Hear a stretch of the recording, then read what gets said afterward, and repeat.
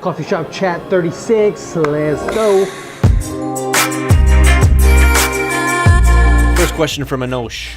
I hit a home run with my client, got them 100 leads in 2 weeks.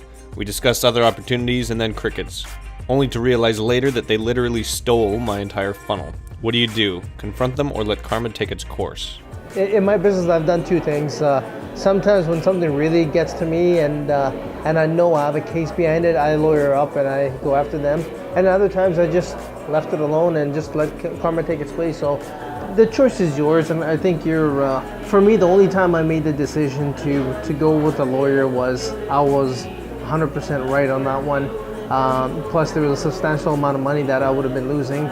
So I wanted to lawyer up. But if it's something small and like whatever, it's gonna happen. Walk away, get the next one, and don't worry about it. Let karma take its place. You'll know when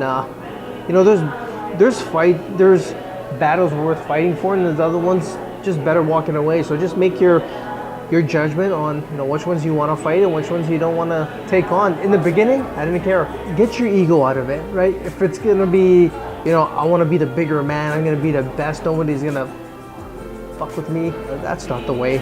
Okay, look, this is calculated risk. If I can take it, if I can get something from it, then yes, for sure. Other things like somebody stole my idea, or they took this, they took that.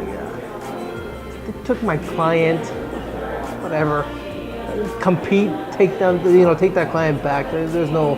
The decision is yours if you want to lawyer up or you want to just let karma take its place. From Isabella. How did you come up with names for your businesses? I'm stuck and I've got no more names popping into my head. Isabella, I have the same problem. I think for TFS, Total Financing Solutions, we changed the name like 3 or 4 times. So, one of the businesses we're starting, I named it because on my keyboard and my left hand is always one off. So when I type something, I always type this word, it's called Cybok. Instead of spelling Sunil, I spell Cybok. And I kept doing that, and sometimes I actually write it as my signature. Right? When I send an email off and I do it fast, it comes up with Cybok. I was like, hey, I actually like that. It's quite catchy, and I'm actually using that for a new company. So your names can come up anywhere. Total Financing Solutions, I think I changed the name 3 or 4 times based on the things that we're doing, and eventually it became TFS. I have the same issues on finding names. Look around, ask people, get somebody's opinion, put your stuff together. Is there an app available right now? There might be an app you can actually throw some stuff in there and create it. If not, app developers, create something. And coming from Nick, dumb but honest question. I used to be a musician. Do you think any entrepreneurs would listen to entrepreneur-themed music? I know, sounds corny, but music centered around feeding your family, building a better life, and being successful? Hell yeah, listen to it. If it has got a good beat, come on, you know how much crappy music there is out there? Like how much negative and the BS shit that people say, and they're selling millions and millions of records. You come up with something positive, yes, it's gonna work. It's not about that content, it's how you actually pushing that content out there. So yes, do it. It's not corny, it's not stupid. I think it's an amazing idea. Keep it up. I love that. What's his name? Nick, keep it up, man. You're in the right track. And lastly, from Madhu. When you started a new business, did you go all in or slowly transition between an occupation or venture until things picked up in your new business?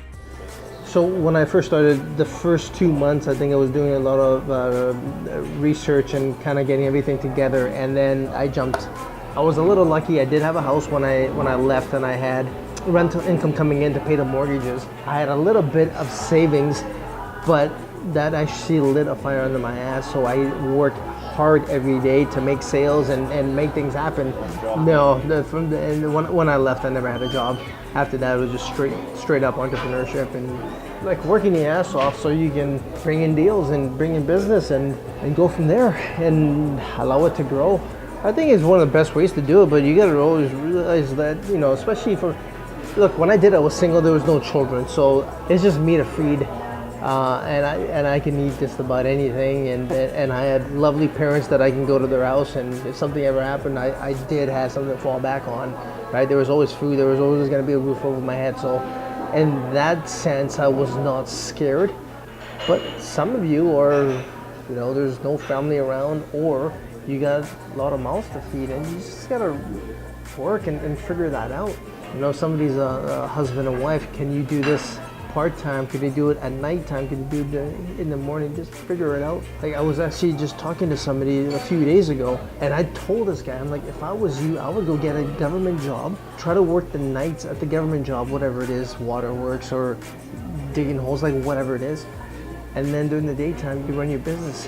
This way, not only do you have that stability from having a government job, on top of that, what you do is you get your medical, you get your dental, take care of your children, and then you're hustling on the side.